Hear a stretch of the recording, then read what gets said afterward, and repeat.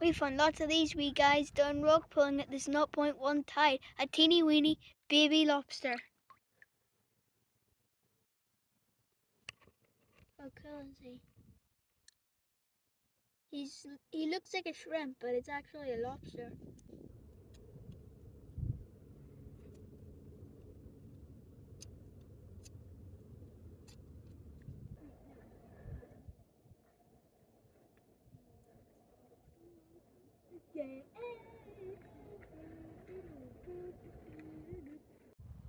This is a small male lobster, and you can tell because the swimmerets are really hard. As you can see, they don't move whenever I run my finger down them. The white things are the swimmerets.